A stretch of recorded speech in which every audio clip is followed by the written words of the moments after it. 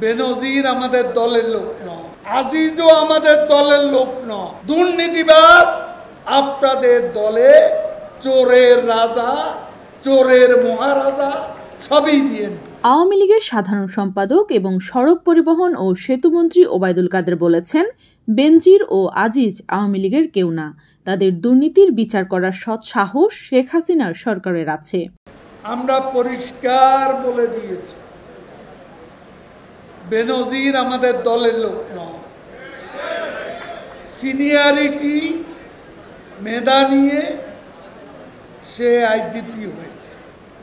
আজিজও আমাদের দলের লোক নয়, সেনাপ্রধান হয়েছে তার যোগ্যতায়, তার সিনিয়রিটি।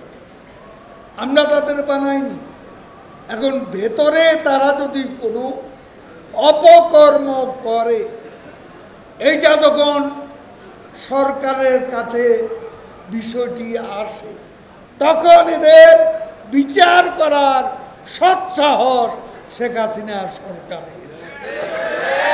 ঐতিহাসিক ৬ দফা দিবস ও বাংলাদেশ আওয়ামী লীগের প্রতিষ্ঠাবার্ষিকী উদযাপন উপলক্ষে মঙ্গলবার রাজধানীর তেজগাঁওয়ে ঢাকা জেলা আওয়ামী লীগের কার্যালয়ে এক প্রতিনিধি সভায় তিনি এসব কথা বলেন।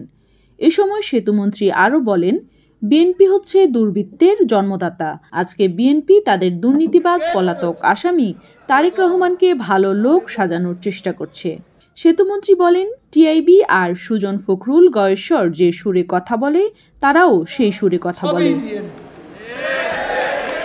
বিএনপি হচ্ছে দুর্বৃত্তের জন্মদাতা। টিআইবি আর সুজন ফখরুল গয়েশ্বর যে সুরে কথা বলে, তারাও একই সুরে কথা বলে।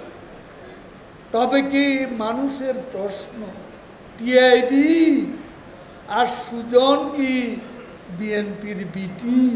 দ্রব্যমূল্যের ঊর্ধ্বগতি ও মূল্যস্ফীতি নিয়ন্ত্রণে প্রধানমন্ত্রী শেখ হাসিনা দিনরাত কাজ করছেন বলেও জানান আওয়ামী লীগ সাধারণ সম্পাদক।